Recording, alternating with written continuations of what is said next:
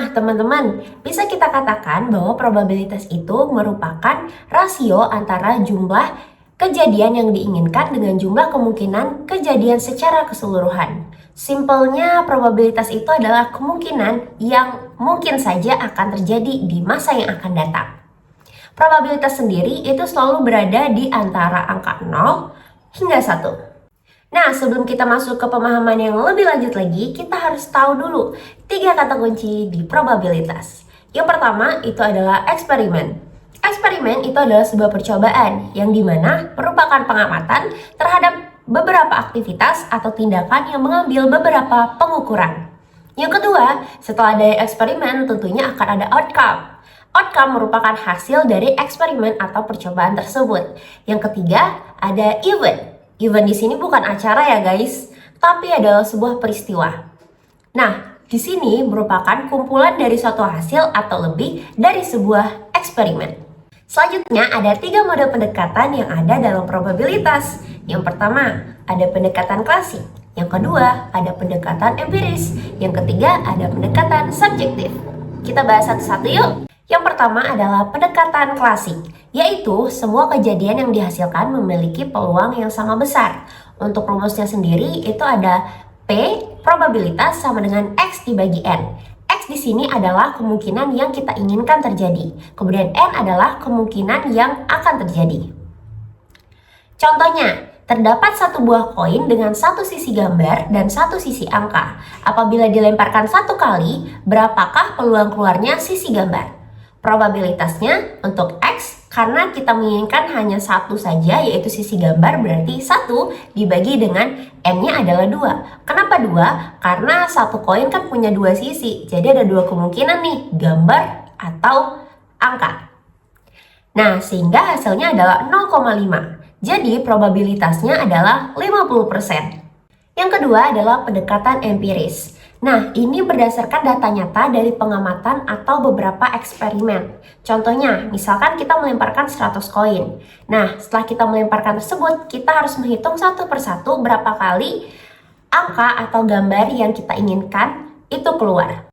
Kemudian yang terakhir itu adalah pendekatan subjektif. Ini mungkin bagi para mahasiswa itu sudah sangat familiar ya dengan kata subjektif, di mana ini berdasarkan keyakinan dari diri seseorang. Selanjutnya, kita harus mengetahui terlebih dahulu mengenai apa itu ruang sampel dan juga peristiwa. Untuk ruang sampel sendiri itu adalah himpunan semua hasil yang mungkin terjadi dalam suatu percobaan. Sedangkan peristiwa berasal dari ruang sampel itu sendiri, yaitu hasil yang memenuhi kondisi tertentu. Nah, di sini terdapat contoh. Misalkan uang logam dilemparkan sebanyak 2 kali, berapakah ruang sampelnya dan bagaimana peristiwa memungkinkan muncul satu angka dan satu gambar yang akan terjadi. Untuk ruang sampel, kita bisa logikakan ya, karena satu koin ada 2 sisi nih, ada angka dan juga gambar. Sehingga ruang sampelnya ada angka-angka, gambar-gambar, angka gambar, dan gambar angka. Apabila kita jumlahkan, untuk ruang sampelnya ada 4. Kemudian peristiwanya dikatakan peristiwa yang diinginkan itu kondisinya muncul satu angka dan satu gambar. Sehingga ada angka gambar dan juga gambar angka. Jadi untuk peristiwanya ada 2 ya guys. Kalau kita masukkan ke dalam rumus probabilitas, sehingga 2 dibagi 4 sama dengan 1/2. Jadi probabilitasnya adalah 0,5 atau 50%. Nah, selanjutnya kita masuk ke macam-macam kejadian. Untuk kejadian yang pertama adalah kejadian terpisah atau mutually exclusive. Jika terjadi suatu kejadian, tidak akan muncul kejadian yang lain. Kita adalah mutually exclusive ya guys. Dengan rumus P, A, U, B. U ini adalah gabungan, jadi dibacanya probabilitas A gabungan B sama dengan probabilitas A ditambah dengan probabilitas B. Kita masuk ke contoh soal yuk. Ada 10 buah mangga, 8 jeruk, dan 2 apel. Berapakah probabilitas terambilnya buah mangga atau jeruk? Karena di sini dikatakan atau bukan dan, jadi kita menggunakan probabilitas mangga U atau gabungan jeruk. Sama dengan 10 per 20 untuk mangga. 20 didapat dari mana? 20 itu didapat dari 10 buah mangga ditambah dengan 8 jeruk dan 2 buah apel. Kemudian ditambah dengan 8 per 20 untuk jeruk. Sehingga hasilnya adalah 0,9. Jadi, probabilitas terambilnya buah mangga atau jeruk adalah 0,9 atau 90%.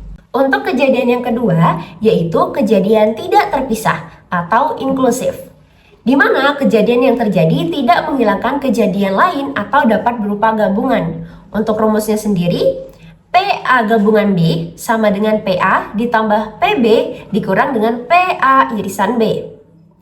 Contohnya, sebuah dadu dilemparkan 1 kali, maka berapakah probabilitas munculnya mata dadu genap atau 6?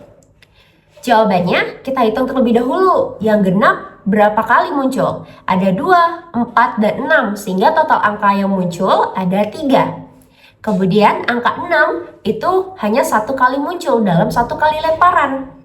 Sehingga kita masukkan ke dalam rumus, PA gabungan B sama dengan 3 per 6 ditambah 1 per 6 dikurang 1 per 6. 1 per 6 yang terakhir itu adalah PA irisan B-nya, karena angka 6 terdapat di angka genap dan juga angka 6 yang muncul 1 kali tadi. Sehingga hasilnya adalah 3 per 6. Jadi probabilitas munculnya mata dadu genap atau 6 adalah 0,5 atau 50%. Kejadian yang ketiga adalah kejadian bebas. Nah, ini merupakan peristiwa yang terjadi tidak dipengaruhi oleh peluang peristiwa yang telah terjadi. Kalau misalkan tadi itu adalah penjumlahan di mana kita mencari probabilitas A gabungan B, kalau di kejadian bebas ini kita menggunakan rumus P A irisan B, sehingga kita menggunakan perkalian sama dengan PA dikali PB. Nah, kita masuk ke dalam contoh soal ya. Sebuah koin dan sebuah dadu dilempar secara bersamaan. Tentukan peluang muncul gambar pada koin dan angka genap pada dadu. Pertama, kita cari terlebih dahulu untuk probabilitas A-nya. Muncul gambar pada koin. Satu koin ada 2 sisi, gambar dan juga angka. Sehingga probabilitas A itu adalah 1 per 2. Kemudian kita cari probabilitas untuk angka genap pada dadu. Ruang sampelnya 1, 2, 3, 4, 5, dan 6. Sehingga angka genapnya hanya ada 3, 2, 4, dan juga 6. Jadi probabilitas untuk angka genap pada dadu adalah 3 per 6, sama dengan 1 per 2. Sehingga probabilitas muncul gambar pada koin dan angka genap pada dadu adalah PA irisan B sama dengan 1 per 2 dikali 1 per 2 sama dengan 1 per 4, sehingga probabilitasnya adalah 25%. Kejadian yang terakhir adalah kejadian tidak bebas, di mana kejadian pertama akan mempengaruhi peluang kejadian yang kedua. Jadi setelah A terjadi, peluang B akan berubah dengan rumus PA irisan B sama dengan PA dikali PB setelah A. PB setelah A itu maksudnya adalah peluang B dengan syarat A telah terjadi. Kita masuk ke contoh soal. Dalam satu set kartu terdapat 52 kartu. Diambil 2 kartu yang berturut-turut tanpa dikembalikan. Hitunglah peluang kedua kartu yang terambil adalah as. Nah, dimisalkan ada 4 as dari 52 kartu tersebut, sehingga PA-nya adalah 4 per 52. Kemudian, peluang kartu kedua as setelah 1 as sudah terambil, sehingga sekarang kartunya tersisa 51. Dan asnya tersisa 3, sehingga PB setelah A adalah 3 per 51. Jadi, probabilitas kedua kartu yang terambil adalah as, yaitu P A irisan B sama dengan 4 per 52 tadi kita kalikan dengan 3 per 51. Sehingga sama dengan 12 per 2652. Kita kecilkan sehingga menjadi 1 per 221. Jadi probabilitasnya adalah 0,45%. Baiklah teman-teman, segitu saja pembelajaran kita pada hari ini mengenai probabilitas. Semoga teman-teman bisa memahami apa yang telah aku sampaikan dan see you the next video. Bye!